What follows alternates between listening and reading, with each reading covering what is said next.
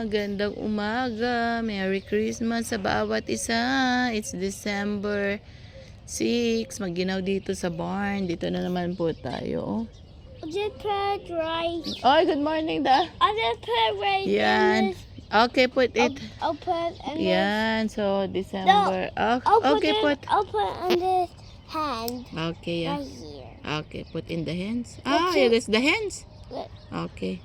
Let two hands. Yeah, sobrang lamig dito. 17 degrees. So, Hey, December okay, 6 tayo. Let two hands. Okay, 2 hands, yeah.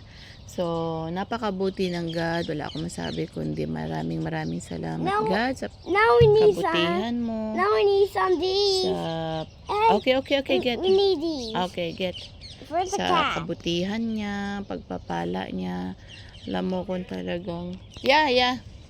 Open doors talaga. Chicken Jack. Yan. Dati pag pupunta kami dito, ang init-init. Ngayon, ang lamig. So, ganyan dito. Pag November, December hanggang January, malamig na siya. So, malamig. But, maraming salamat pa rin sa Panginoon na patuloy na iingatan niya tayo, binibigyan ng kalakasan. Talagang amazing ang Panginoon. Kung open doors, it will really open doors, no? So, yun yung nakikita ko ngayon sa kanya na napakabuti ng God, napakabiyaya niya. Pag mga plano niya talaga is gagalaw siya. Kaya manampalatay tayo sa kanya. More nag-on tayo, more na maglingkod tayo. Dahil tapat ang Diyos. Minsan kala natin yung hindi pa sinasagot yung mga panalangin natin, hindi pa niya binibigay. Kasi may purpose siya, meron siyang plan na iba ang Panginoon, no? Meron siyang nais na ibigay yung best para sa atin. So, hindi man natin nakamtan ngayon, ibibigay niya yan in His perfect time at yung tamang yung timing talaga sa lahat. Kasi yung ikabubuti natin, ganun magbigay ang ating Panginoon.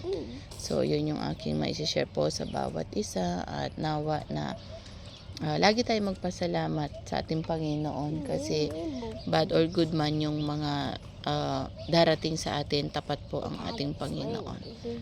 At lagi po siyang nandyan para pa po sa atin. So, napakabuti niya and yun, no matter what naman sa Panginoon tayo. Okay? So, yan lang po yung aking ma-share ngayon. Be thankful, be prayerful, trust God and have hope. And yun, no matter what, kapit lang tayo sa ating Panginoon. Kasi ang Panginoon din yung tayo iiwanan, din yung tayo bibitawan. Lagi nandyan siya at yung kamay niya at yung patnubay niya. So, yun yung aking dalangin. Thank you. Wow, very nice. Thank you. Okay, the price of George yan. So, kumuha tayo ng kape-kape. Kape-kape tayo. Yan, pakaganda. Wow, ganda, no? Yan, yung kape-kape tayo.